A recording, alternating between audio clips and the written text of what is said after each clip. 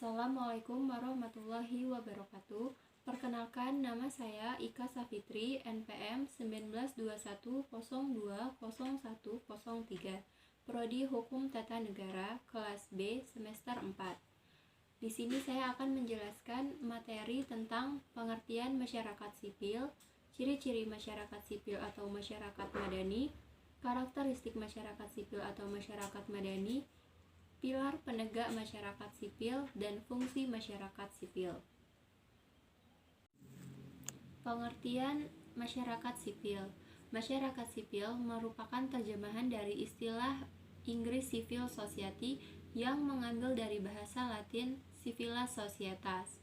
Masyarakat sipil atau istilah lain disebut masyarakat madani adalah sebuah kelompok atau tatanan masyarakat yang berdiri secara mandiri di hadapan penguasa dan negara, memiliki ruang publik dalam mengemukakan pendapat, adanya lembaga-lembaga mandiri yang dapat menyalurkan aspirasi dan kepentingan publik.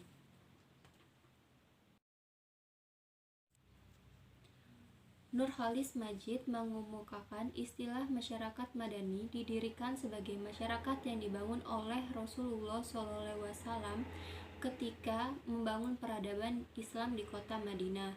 Dalam istilah yang modern mengarah pada semangat dan pengertian civil society yang berarti masyarakat yang memiliki sopan santun, beradab, dan teratur yang terbentuk dalam negara yang baik.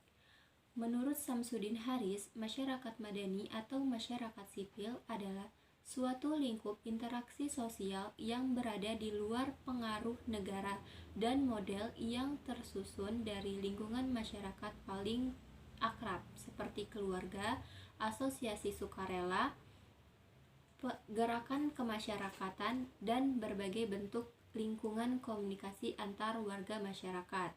Selanjutnya, menurut Ernest Jandler mengartikan masyarakat sipil atau masyarakat madani adalah sebagai masyarakat yang terbangun atas dasar berbagai non-government organization yang bersifat otonom dan tangguh untuk menjadi penetral kekuasaan negara. Ciri-ciri masyarakat sipil atau masyarakat madani. Menurut A.S. Hikam, ada 4 ciri utama masyarakat sipil atau masyarakat madani, yaitu sebagai berikut. Yang pertama, kesukarelaan. Artinya tidak ada paksaan namun mempunyai komitmen bersama untuk mewujudkan cita-cita bersama. Yang kedua, keswasembadaan. Setiap anggota mempunyai harga diri yang tinggi, mandiri yang kuat tanpa menggantungkan pada negara atau lembaga-lembaga atau organisasi lainnya. Yang ketiga, kemandirian. Kemandirian yang cukup tinggi dari individu-individu dan kelompok-kelompok dalam masyarakat, utamanya ketika berhadapan dengan negara. Yang keempat, keterkaitan pada nilai-nilai hukum yang disepakati bersama. Masyarakat madani adalah masyarakat yang berdasarkan hukum dan bukan negara kekuasaan. Karakteristik masyarakat sipil atau masyarakat madani. Yang pertama, ruang publik. Maksudnya adalah ruang publik yang bebas sebagai sarana dalam mengemukakan pendapat. Kedua, demokrasi. Maksudnya adalah masyarakat dapat berlaku santun dalam pola hubungan interaksi dengan masyarakat lainnya, dengan tidak mempertimbangkan aspek suku, ras, dan agama. Ketiga, toleran. Maksudnya adalah sikap yang dikembangkan dalam masyarakat madani untuk menunjukkan sikap saling menghargai dan menghormati aktivitas yang dilakukan oleh orang lain.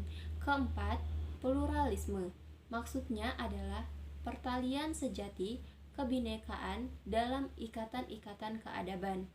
Pluralisme erat kaitannya dengan sikap toleransi kepada orang lain yang nyatanya dibutuhkan dalam kehidupan masyarakat yang majemuk. Yang kelima, keadilan sosial. Maksudnya adalah keseimbangan dan pembagian yang proporsional terhadap hak dan kewajiban setiap warga yang meliputi seluruh aspek kehidupan. Pilar penegak masyarakat sipil.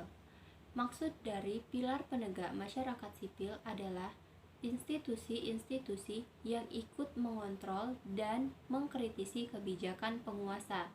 Pilar penegak masyarakat sipil terdiri dari lembaga swadaya masyarakat, yaitu institusi sosial yang dibentuk oleh swadaya masyarakat, yang tugas esensialnya adalah membantu dan memperjuangkan aspirasi dan kepentingan masyarakat yang tertindas. Selanjutnya ada PERS. PERS merupakan institusi yang dapat mengkritisi dan menjadi bagian dari social control, yang dapat menganalisis serta mempublikasikannya berbagai kebijakan pemerintah yang berkenaan dengan warga negaranya. Yang terakhir ada supremasi hukum.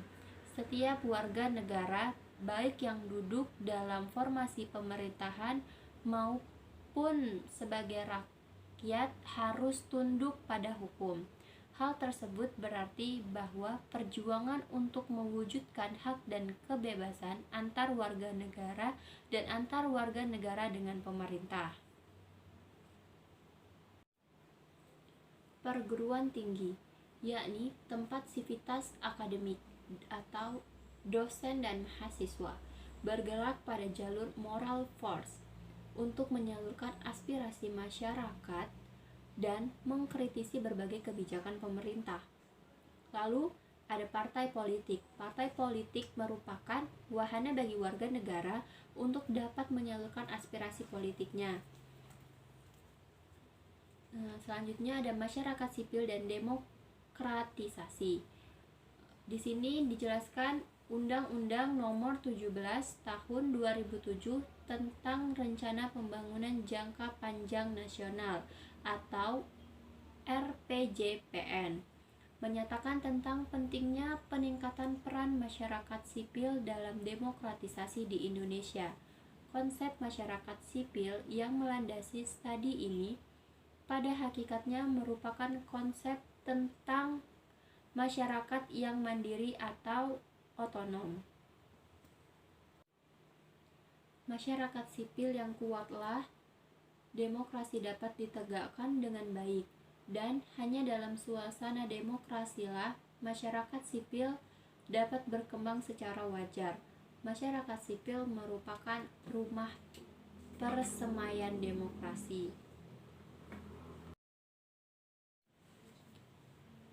Fungsi masyarakat sipil.